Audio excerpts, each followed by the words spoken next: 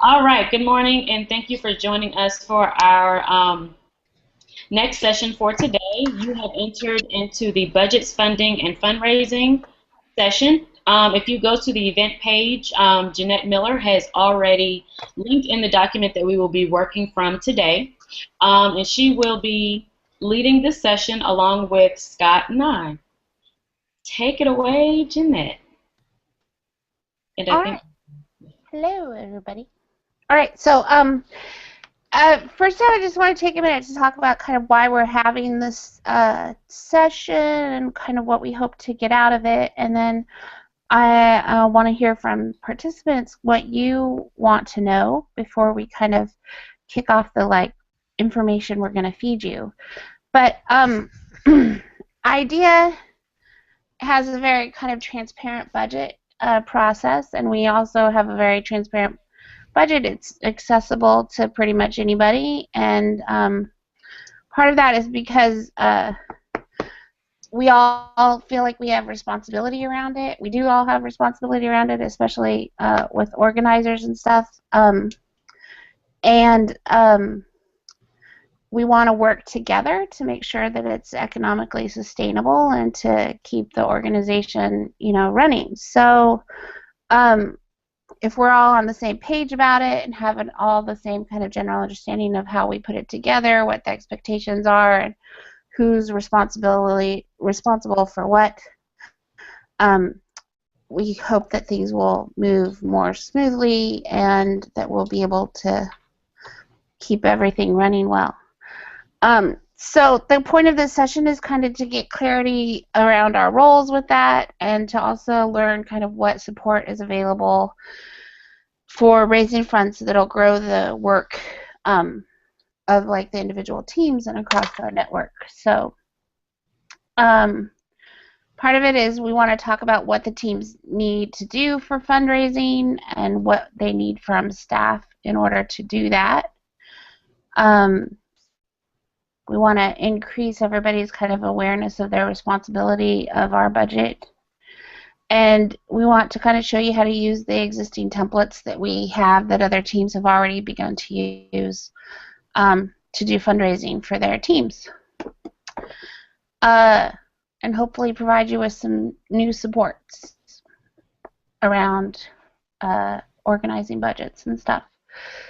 So with those kind of goals and thoughts in mind, I'm wondering if there are questions that we can preload before we start talking about the details of what you all want to learn.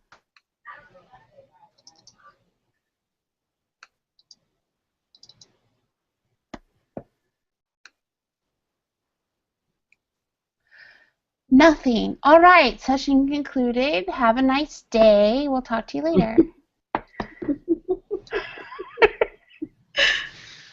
You gave such a good overview of all the interesting things. It's what question can be asked. All right.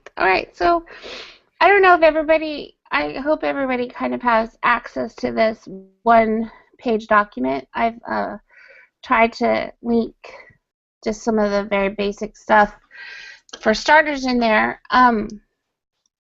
You'll find the link to our FY15 operational budget, which is very detailed and can be kind of overwhelming if you're not familiar with budgets in general. And maybe not as important to organizer budgets and stuff, organizing team budgets and stuff, the whole budget. But if at any point you want to kind of look at this budget with some guidance and direction and ask questions around it, I'm happy to meet one-on-one with people to do that if you're interested in gaining a better understanding of it and how we've broken it down around that. I don't know as though this session has the time to go into great detail about our operational budget. Scott, did you want to add anything about the operational budget? I would just say that if you're watching this and you're on an idea place-based team, the overall operational budget will give you that answer that question of like, where does money come from and where does money go? And this particular budget is the one that we operationally use to look at cash flow over the course of the year. So it's how we have a fiscal year. For folks who the financial terms aren't familiar, that's just the 12-month period that you report to the IRS and do your accounting from, that starts in July and ends in June. And so this lays out the year's budget that the board's approved, and not just staff work on, but senior fellows and teams are consulted around what their plans are. And we do the best job we can to try to guess at. And we've got kind of 5 years of guessing to build on about what the year's going to look like. And then I think the hardest part of that is guessing revenue, because you have more control over expenses than you do over where money's coming from. So we also take guesses at what will happen in terms of the staff nationally getting grants, how we'll do with individual donations, how many people will pay to participate in things like learning tours or the breakthrough series, or how successful we'll be with some of those projects, and also how teams activities will do. And we try to add all that up to something that is stable, but also, serving our purposes. There's an expression that the best way to know about an organization is to look at its budget. More than reading its mission or value statements, you can see what it actually is doing and what it cares about. And so it's always been important to us to put this out there. And if folks, as Jeanette says, want to know more, it's there for that. It also offers a kind of, template in a way. Thinking, Natasha, to look at if you're another network or organization or doing this kind of work, it gives you a way to see what other people are doing, and we're always happy to see what other people are doing because we're all trying to kind of learn together. We kind of show up at it from that direction. And so if we're doing something you're interested in, ask us about it, and vice versa. If you see something that we could learn from, please tell us. Otherwise, I think it's useful as that big picture to have it and to know about it, and then I think we're going to focus in on what informs that, and then specifically where does the work of place-based teams fit into how that budget's successful, because it really is a shared effort to meet what's laid out there. Great, thank you, Scott. So next I'm going to talk about this spreadsheet, which I've linked here, but I've also put an image in. I realized the image is kind of small. It's a spreadsheet that we call the marathon plan, which is a big picture of all of the things we're responsible for in all of our programs. So communications and development and LBS and showcasing and finances and operations is all in this marathon plan. It's the big pictures of things. It's not the little details. It's not the to-do list. It's the who's responsible for what is the timeline of it. And within that, within the development section, we've used that to kind of help inform the process of when we're applying for grants, who's responsible for those, what's the flow of preparing for those, when does it need to be done, when does it need to, when does it need to be started, when does it need to be done. And then as staff, we use this larger plan to kind of inform our sprints, which is a way that we work, but essentially our to-do lists during a specific time of planning.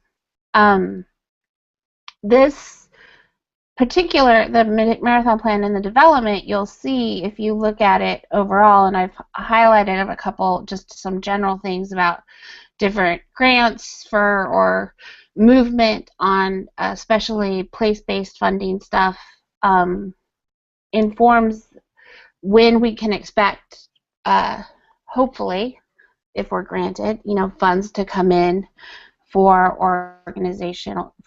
organizing teams to go into the budget. So you'll see that both. It's interesting to me when I look at this, and I don't know if you'll pick up on this, but the budget informs this as well as this informs kind of the budget. If we stay on track with this plan, then hopefully we'll be meeting the kind of guesses, as Scott had said, that we placed into the budget and have built our kind of year-long planning around. Questions? I don't know if people popped off to look at the marathon plan quickly. Does anybody have questions about the marathon plan? One quick addition I would make, Jeanette, I think you've done a really good job explaining it, is if you look at our budget, we're not we run on a pretty thin cash flow margin. That's not our goal. In fact, in our strategic plan at this point in our development, we would like to have about 20 weeks of cash flow or reserve. What I mean by that is that you kind of monitor cash flow by how much money you burn in a cycle and how much you could pay. If you had no new revenue, how long could you go before you'd run out of money? And we're at a point where, in the kind of ebbs and flows and tides of things, we're pretty tight. I think we're barely, we're averaging something like 6 to 8 weeks, which is not what we want to be doing. That makes this marathon plan, a bit of a, I was just going to say a bit of a Bible. I'm not sure where that reference is coming from, but like it really is the, like we have to stay really accountable to it, and us sharing it in this circle, and for folks watching is a way of us saying, these are the targets, and where we, whether it's at a team level, at a staff level, or organizationally as a whole, as we meet these targets, so goes our cash flow, and where we fall short or our guesses are wrong is where we struggle. And so sometimes over the course of a year, people may wonder, why are they waiting to pay for plane flights, or what's the delay? And it really is all about just the kind of art of trying to navigate what we're trying to do and cause, and having the resources to do it. We had a conversation the other day in place-based strategy about what if we would develop more sites, and part of that's about, even where there's interest, trying to pay attention to sustained promise, and not saying, yeah, let's go, and then find out, oh, there's no money to sustain that work. And one of our kind of founding theories is that money is important. We are filled with passion, but to be realistic in what we're trying to move and build movements, we have to not ignore where funds come from and how they're used. It's not the only thing that matters, but it does matter, and to be pragmatic about this. So this just lays that out in a way that's not number-based, but is based on kind of the due dates of the big chunks that affect the budget. So. Great, thanks, Scott. So I'm going to move on to funding and talk about the funding of our organizing teams. There's a document linked in here called the Financial Framework for Organizing Teams. This document is an attempt to help explain to our organizing teams a change in how they were going to be funded this fiscal year. And Dana and Crystal met with each organizing team to kind of talk over this and help them gain an understanding of the framework for it. And so I just wanted to take a little bit of time to kind of make sure we're all on the same page still about that, and to talk to anybody, share with anybody who's listening and who wasn't a part of that, kind of what our process was and thought process was behind that, and the kind of the timing of the release of funds for our organizing teams.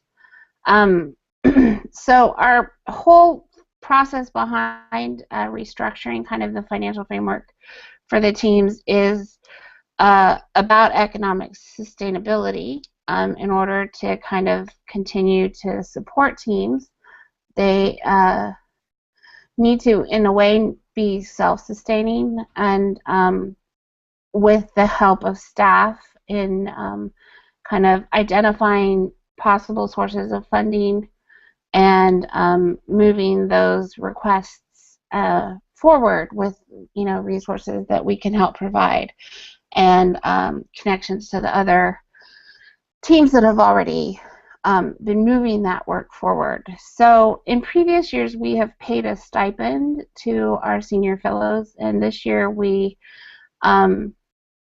did away with that stipend and instead have created what we're calling the Capacity to Act Fund. And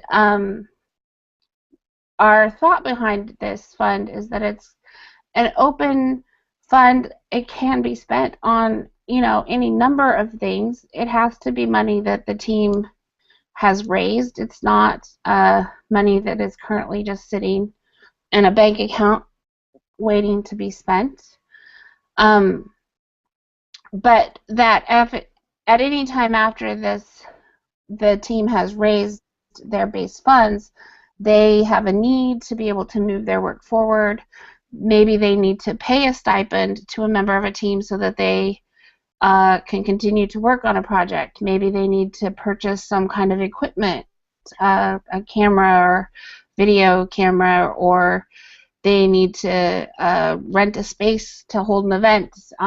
Any of those things can be paid for with their Capacity to Act fund. It's about being able to provide a budget for them to move their work forward. And then we also have a couple of opportunities for travel, and this year, because of how the teams have participated in LBS, the travel is dedicated specifically to the 2 LBS sessions that will be happening within this fiscal year. And our hope is that the teams are raising these funds prior to the funds being spent. There are teams that have raised some funds. There are teams that are in the process of raising the funds currently for LBS that's coming up in September. As a staff, we made the decision that it's important for the organizers to be at LBS, and this session of LBS is kind of tied to the organizing teams. And so although not all the teams have raised their funds for the travel in September, it's our expectation and hope that those funds will come in. And so while they have been spent prior to being raised, we're expecting that they still come in for this particular LBS. But as we move forward in the future, and along with the Capacity to Act funds, the funds will not be released again until they've been raised. And so that's how we've structured the budget, with the hope that funding will come in the fall and then again in kind of late December or early January, so that we can release funds for the teams to continue to move their work forward. The same as the funding is the same you see in this chart with the seeding our place-based teams. We've not provided a budget for them to travel, but we have provided some Capacity to Act funding for those teams. And then also our national team gets travel funds and a Capacity to Act fund as needed. Scott, do you have anything to add? Yeah, a couple things to add. No, I think the details are all there, but we'll try to say. Sorry. Well, no, I'm going to just try to kind of say some things in a slightly different way, and offer a couple of conceptual things. So, the first is the use of the words "we" and "provide." And I think there's a healthy tension that exists in using a nonprofit organization to try to be a part of what we see as an emerging movement in our theory of change and in our activities. And Jeanette has the difficult task of trying to be the primary person responsible for being a healthy financial organization, and that means monitoring funds and tracking them and documenting them, and that's really all of our job. She's just the lead person to help us do that. And the part that's tricky is that we, as a healthy organization responsible legally and financially have a kind of monitoring function to play, and have some kind of fiscal discipline restraints around thinking about what we release money to or don't. And then, of course, we're often pushing that against our mission. So we're all kinds of times making choices that are like, this isn't the most fiscally disciplined thing to do, but we're going to do it anyway, and then we're going to sacrifice over here. And we're all in that in the way I think any group would be. The we, I think there's two levels to we. So there is the we that is the staff and the board that's in the weeds of those operations, and we have to believe that folks are trusting and cheering on that effort and understand some of the dynamics of it. And the flip side is that the larger we is all of the people who have bought into the idea that something like IDEA is necessary and are trying to advance their work. This story will make sense in a minute operationally, but the very first IDEA camp that we had in Puerto Rico, Justo Mendez Aramburu made a really pivotal statement in my mind, which he said that if we design IDEA as an organization in which the staff or some group of people is in a sense kind of trying to kind of pull people down a road, then this effort won't work. And if we line up shoulder to shoulder and decide to push something together, it will. Because of the way that most nonprofits work and most organizations work, and even sometimes IDEA falling prey to these habits, there are times in which there is a sense, especially because early on we were able to provide stipend. I say by we, I say like the staff or the organization had money to give stipends that weren't raised by local funds. There can become a sense of, IDEA over there isn't providing funds over here, when really from the conception we've always been thinking about how to build the capacity to raise funds where we're all pushing something together. The changes that have been made are not just kind of tonal or in spirit, but we've financially been working at how do we build a dynamic financial structure that will allow for a place-based team to grow far beyond whatever limitations we might have initially structured for it in terms of funding. So how do we arrange our back-end accounting system so that we can't just raise $10,000, we could get a grant for $20,000 or $30,000. If we thought our team needed a full-time staff person to really move our work, how can we do that? And we've, I think, been successful, with a lot of credit to Jeanette, to get our accounting structures in place to allow for that, but maybe we haven't been as successful in communicating that opportunity. The flip side of that opportunity is the accountability. At the same time, we don't have the funds to be able to dish out the same amount of money and kind of stipends or to team budgets without it being raised locally. So the burden of that is trying not to be pushed onto teams, but to be shared. And so as we have developmental staff, or my time, a new executive director's time, we are trying to actively help provide templates and tools and even go out and raise money for place-based efforts. But we also need those place-based efforts to be building the muscles, not just because we think it will make the work move, but we don't want to be deciding what the local work is. We want it to be growing from the team. And so the opportunity is that every team amongst itself, regardless of how its leadership structure is arranged or how big or small the team is, has the ability to set out on a course in which it's actively trying to raise those funds, and IDEA's there as a structure to be used to do it. Some teams are in different places than others in their pursuit or skill set or ability to do that. It's our job as a staff to try to nurture and help grow that, and for all of us to be thinking about what that needs to, how that fits within what people are trying to kind of cause or do. The bottom line is, if people have moved from a seed to a team, we've set a baseline minimum of money that mutually we've got to get to before we can keep doing other things, because otherwise we won't be able to financially kind of survive the work that we're doing. So we're trying to be more disciplined, more clear, but also signal a different opportunity. The last thing that Jeanette mentioned in the details is the capacity of ACT Fund creates that kind of best creativity for each team. A quick specific example would be like in Oregon, we had a moment where no one needs a stipend to be a senior fellow or storyteller. We're not even sure yet that those roles, we need the leadership and skills of those roles, but we're not even sure they need to be tied to a person. But we have teammates who need gas money to get to the meetings. And this new structure allows us to meet that need in a way that will move our work forward. And so we're excited about that and trying to make this transition in a way that feels clear to people. And if it's not clear, if you watch this video and it's still not clear, then we hope that you'll be in conversation with Crystal and Jeanette and getting it figured out. That was a whole lot of mouthful, but hopefully helpful.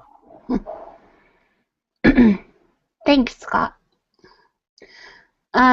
I'm now going to turn it over, actually back over to you to talk about the fundraising resources that we've put into this. Great. This won't require much talking. So all of that big spiel of things is then the actual tools that are there for you. What we've done is just put together the kind of 4 top resources that that folks might use for their place-based efforts, rooted in other place-based efforts. So you've got a proposal from the Oregon team. This was Yil Rashala gets a lot of credit for this proposal while she was on the staff in an interim role, and we worked with the local team in Oregon to put it together to reflect the strategy, and then are still in the process of moving it to get it funded, but I think it provides a nice example. What you can also see in it is the use of, once that proposal got drafted, we used Idea's relationship with Creative Distillery to make it look pretty, and we've been, I think, pretty successful getting the attention of some foundations, and are excited to hopefully get some funds soon out of that effort. But if you want to, like, what would a proposal look like for a place-based team, that's a good place to start. In Minnesota, Olivia Walker in particular took a lead with Dana and Ophir in proposing to the Headwaters Foundation. I actually think today might be the day we find out whether this got funded or not, so let us all wish for that. I might be wrong, it might be a week from now. But she pulled from a number of different of these templates and then customized it to the Minnesota strategy, and within the Headwaters Foundation's specific formats.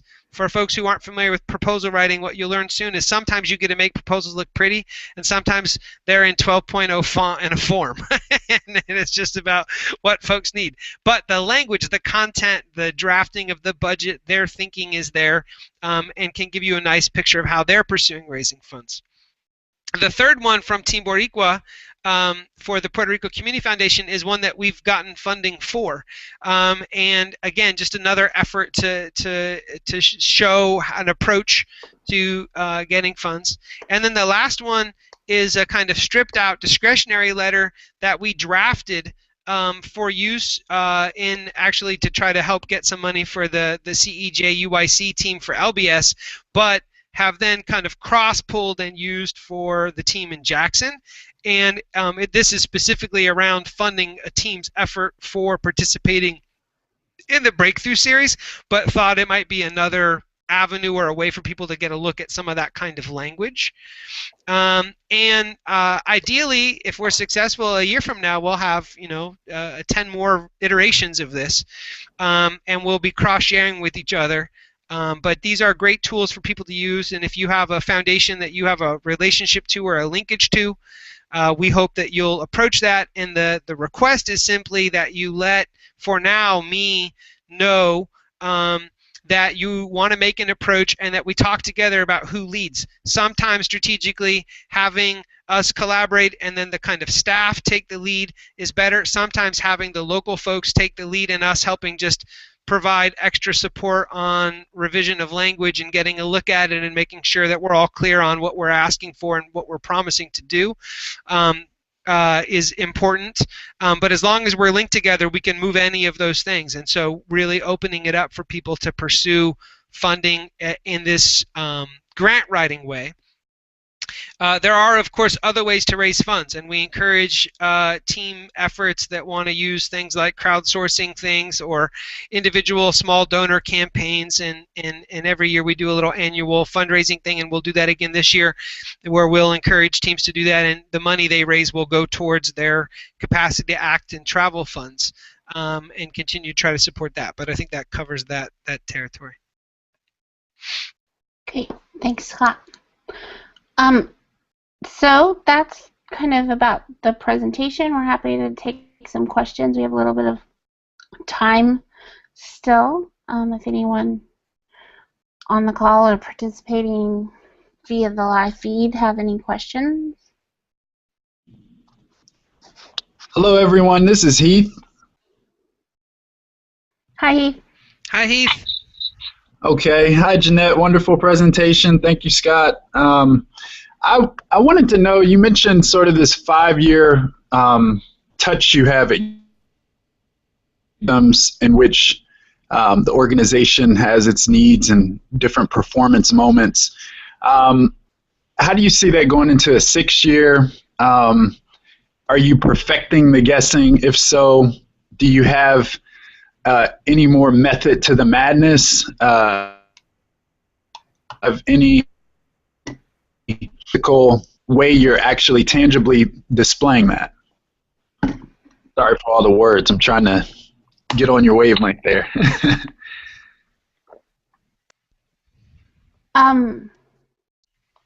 Scott, I'm sure you have things to say, but I think for this year in particular, and I think probably moving forward, we'll continue to kind of revise this method and work through it.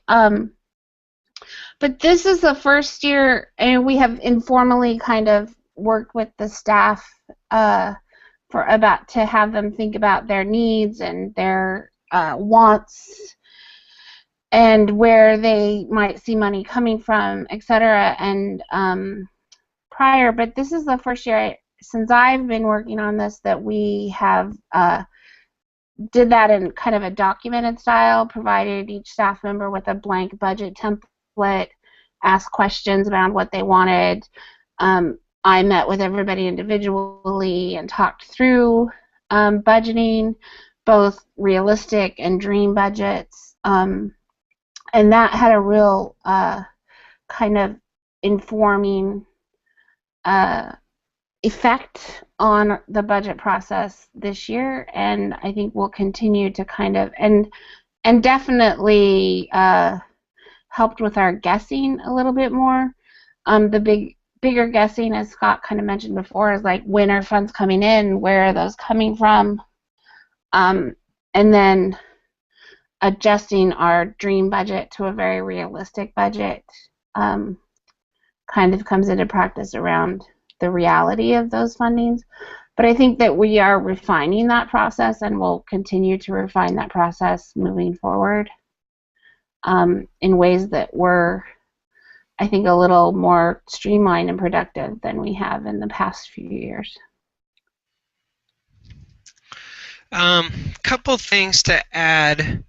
You know, in terms of evidence of our own organizational learning and growth, certainly, you know, you could take budgets from year 1 through 5, you know, and you'd see a kind of a maturity of detail and clarity and a little more sophistication in timing. Probably the best test of a budget is its accuracy. I'm not, you know, I think that would be it's a tough litmus test to stand up against. I think the biggest challenge being on revenue. We've gone through quite a turn as an organization over 5 years. My first year as director, our budget was, you know, or I guess the year before I arrived was $98,000. And if you look at what our budget is now, and you think about the time that we've moved through those turns, it's quite a bit of growth and quite a bit of change. I think because the majority, you know, 60-some+% of our funding has almost always come from foundations, and for that matter, a very handful of foundations. That makes us, you know, kind of organizationally weak. The fragility of those relationships or of getting those funding make things hard. And we went through a significant turn with a couple of foundations where we kind of ramped up growth and support with the understanding of additional investment and funds, and then foundations change their mind, in part because they change staff. And part of that, we know as an organization from the start that set out a goal not to build just off of foundation dollars. And part of the reason that we pursue earned revenue strategies is to try to create that independence and stability. And that's hard work, and it's hard work to build cultural growth and understanding and skill sets to move powerfully financially. And we also, as Kwesi reminds me all the time, our incoming board president, we also make a lot of choices. We could be a much wealthier organization if we had a different set of values and chose to approach our work differently. And we have to sometimes remember that we choose to put ourselves in those boxes. I do see organizational cultural growth in the fact that this year we've begun doing variance. Once a month, the staff will do a variance study where we'll look at what we projected in the budget and what we've done, but trying to build the culture so it's not just an operational person in a corner somewhere, but building the kind of overall staff and board IQ and understanding of what we're doing. I think we've always been pretty transparent about where we're at. I think the biggest challenge is in revenue still, and trying to make better informed guesses, and also trying to be disciplined and cut some things. And we've made some really hard choices in the last 2 years around cutting staff that we think is essential, staff cutting pay or taking pay raise cuts, freezing up things like not doing an in-person idea camp to prioritize the Learning Breakthrough Series.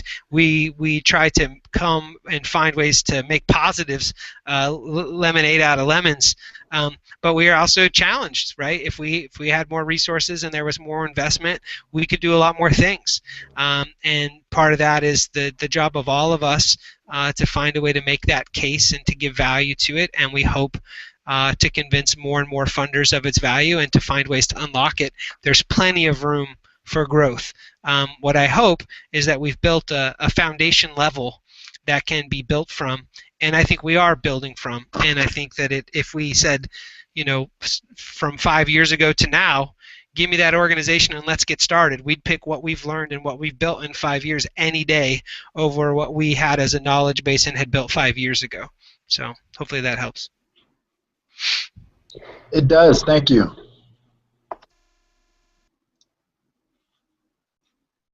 I wanted to ask one more question about the variance in the proposals. You all obviously displayed some examples. Are each requesting a similar value, a similar amount of money?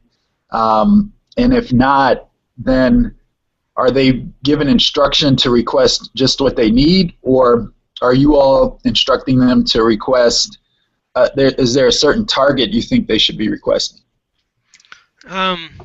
It's a little more fluid or contextual than that. You've got a number of different variables when you decide what you're asking for. So what's the relationship with that foundation? What's their pattern of giving? What's their interest in this type of proposal? Where's that team at? What its financial need is? And we roll all of those basically on a, tuning the balance of kind of organizational pre-structure. We've got a certain kind of generic kind of sense of what a team's budget is, the sense of what the opportunity in that particular place or foundation is, and where the team is at and what it sees as most important. And you're trying to find coherence amongst them, but also I think want variability.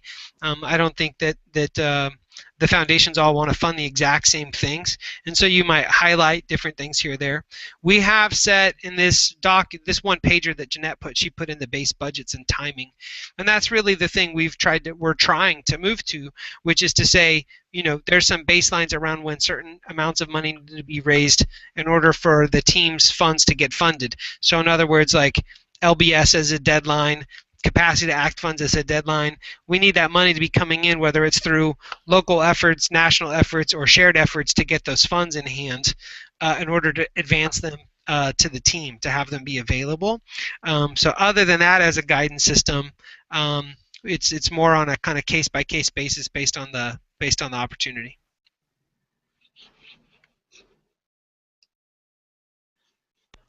Okay, thank you.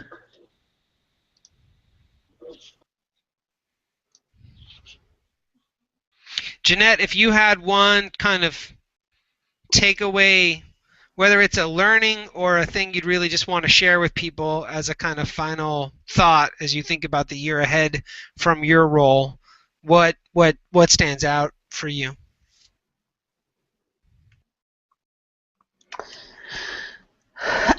For my role and what stands out, I think, is that this, particularly for me, is a year of both my own kind of growth around budget and financial literacy, continuing, but also in helping to develop financial literacy, budgeting literacy for our staff and our organizers and people we work with. And so I think that most is what stands out. If you have a question, ask it. If you want to sit down and work through things, let's do that. It's part of my role and my interest to kind of work one-on-one and hands-on with people in kind of understanding how we do this and move forward and to help continue to build the budget sustainably. And that, I think, takes everybody kind of having a good understanding of it. So I'm happy to help develop that understanding. Thanks, Jeanette. Scott, if I can ask one more question. I think you get one more, Heath. Then you're full. No, I'm just playing. Just playing. Go for it. So yesterday we talked about the social network analysis and where we can go with that. And I know that IDEA can charge consulting fees and training fees. Are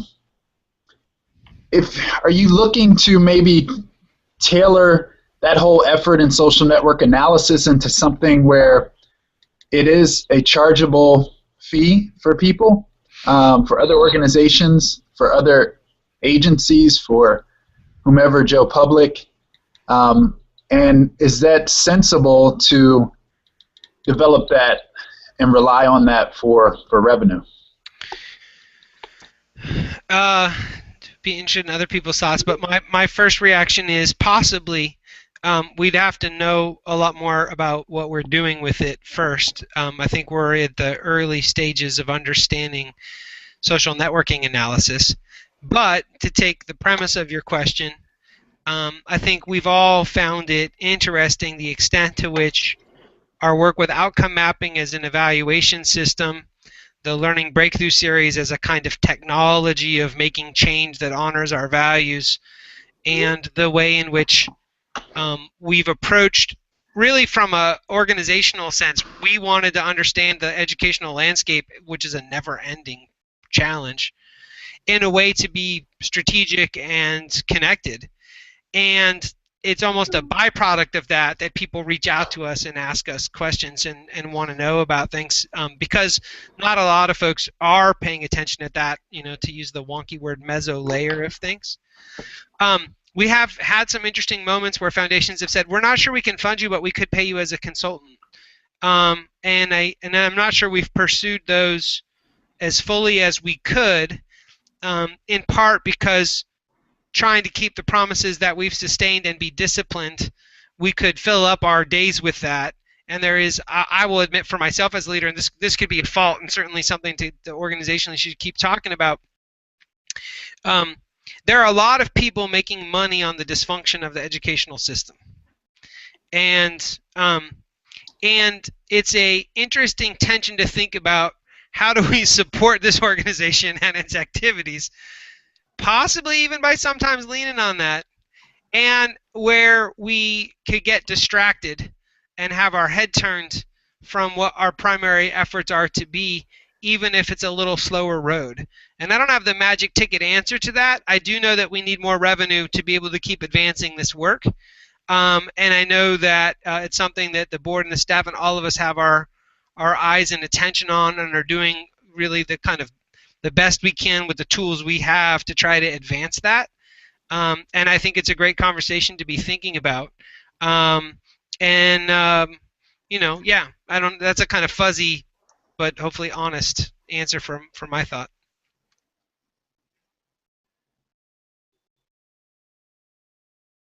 Thank you. Is does anyone else have an idea on that, or?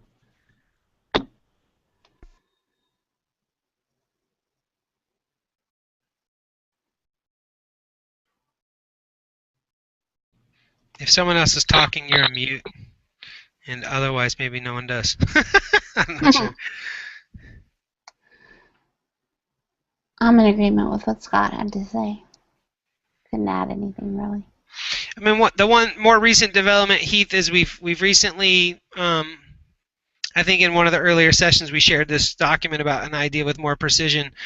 As we think about being an input into networks, there is a way in which something like social network analysis or outcome mapping could both help raise money and help, by the nature of them, be an infusion into other things, and how we might market them or have people, in a sense, purchase those consulting services could be a really good pathway to raise more funds as an organization. And I think trying to figure out how to get the internal capacity to launch those efforts while sustaining the ones we're involved in. I think we've really put a lot of our focus into the Breakthrough Series as we huddled in March and thought about where we're at financially and what we're challenged by. We really see the Breakthrough Series as that in linkage with the place-based organizing as the strongest things to try to keep moving and to be strong about. Given there's only so much kind of oxygen in the system at the moment. So I think it's one of those always tense things around, you have so much energy in a system to express at a given moment, and then how do you move towards those opportunities? So this is all good conversation. We're also at time. Maybe last call if anybody else who hasn't shared a thought or a question wants to add anything. Otherwise, Jeanette, maybe wrap us up.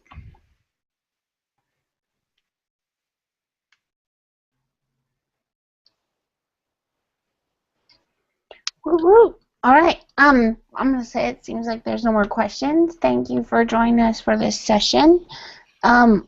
If you look over these materials and do have questions, please feel free to email me or call me or G-chat me, all and any or of the above.